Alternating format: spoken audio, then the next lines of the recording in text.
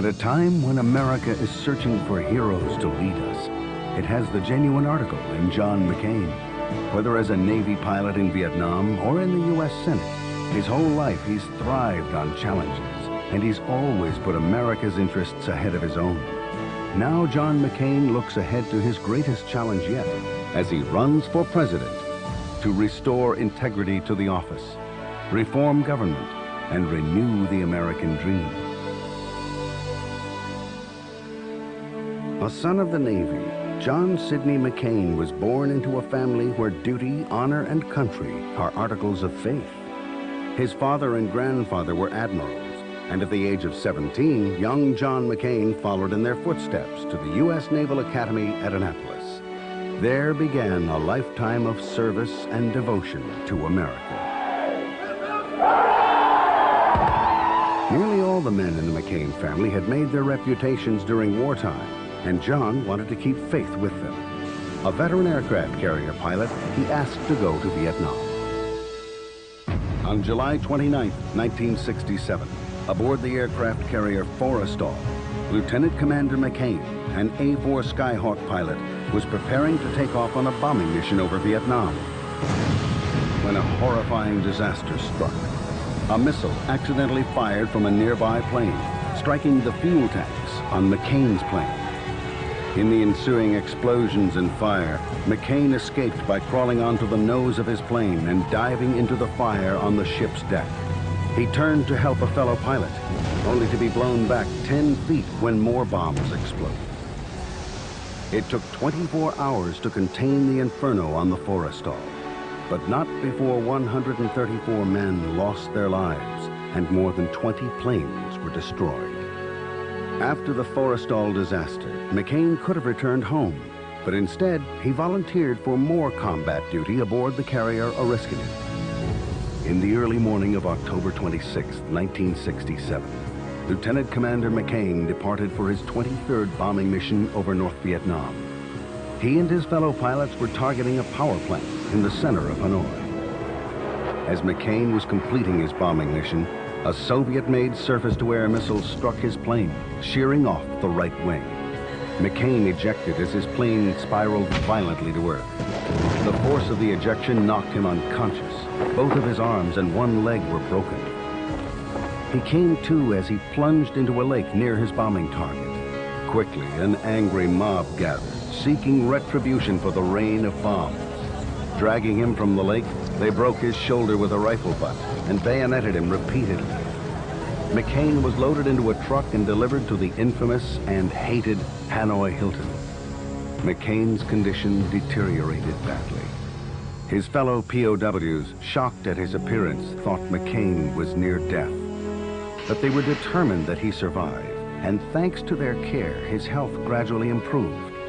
Sensing a propaganda prize, his captors offered McCain early release when his father, Admiral Jack McCain, was appointed commander of all U.S. forces in the Pacific. But McCain repeatedly refused early release, citing the code of conduct that prisoners should be released in the order in which they were captured. For his repeated defiance, his communist captors savagely beat him.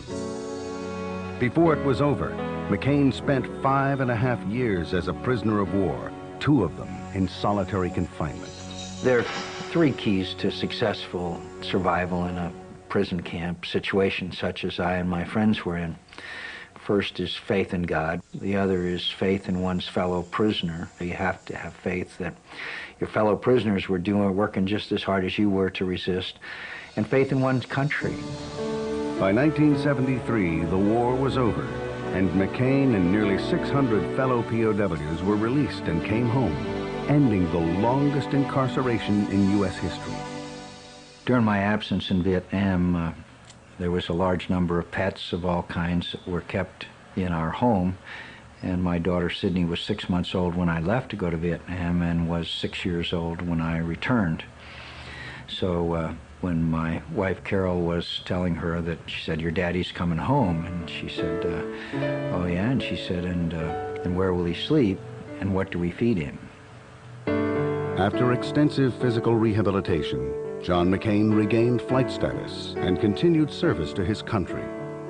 But sadly, Like a lot of prisoners of war, John's marriage ended several years later.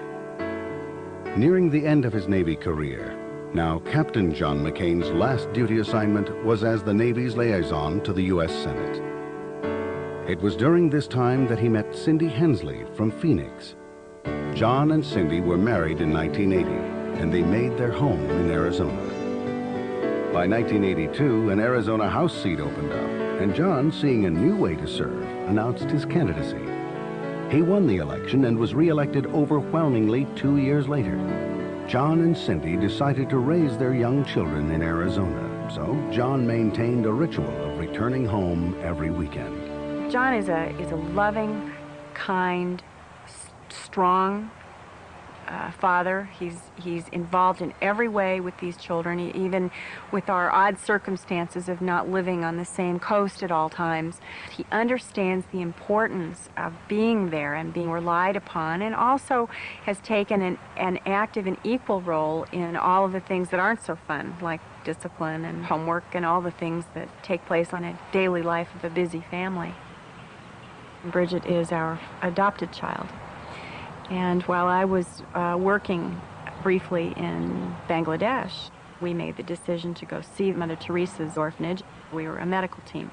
But I was getting ready to leave. The nuns were very persuasive and said, "Could you please take her? She needs medical help." And I find it hard to say no to certainly a group of nuns, but to a child that needs help. I realized on board the plane that I simply couldn't give this child up. I showed up in Phoenix. John whispered, "Where is she going to go?" And I said, "Well, I thought maybe she'd go to our house." And he said, "Well, I had a feeling that might be the case. You know, she's welcomed in our home."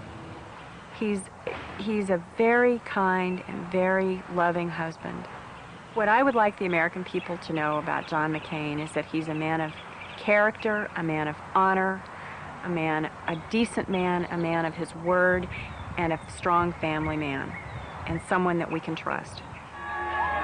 In 1986, Barry Goldwater announced his retirement from the U.S. Senate, and John was elected to succeed him and continue Goldwater's tradition of plain talk conservatism.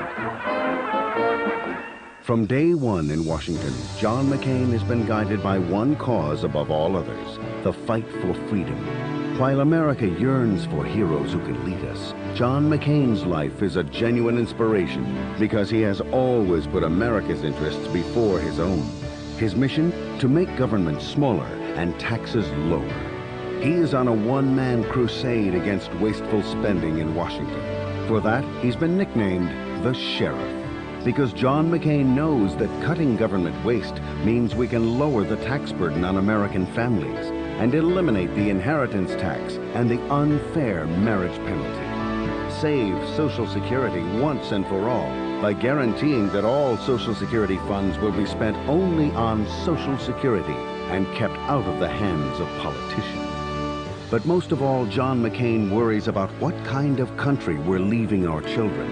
He's protecting them from the evils of internet smut by promoting the use of filtering technology.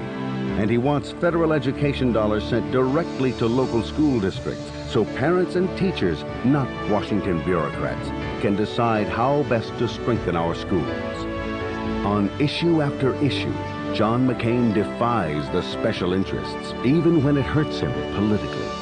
He knows that without campaign finance reform, we can't have real government reform. So he dares Washington to support his efforts to break the stranglehold that special interests and their money have on the political process. But to John McCain, our greatest duty is our national security. He's the nation's foremost leader in keeping America secure by keeping us strong. Because he knows all too well there will always be evil in the world.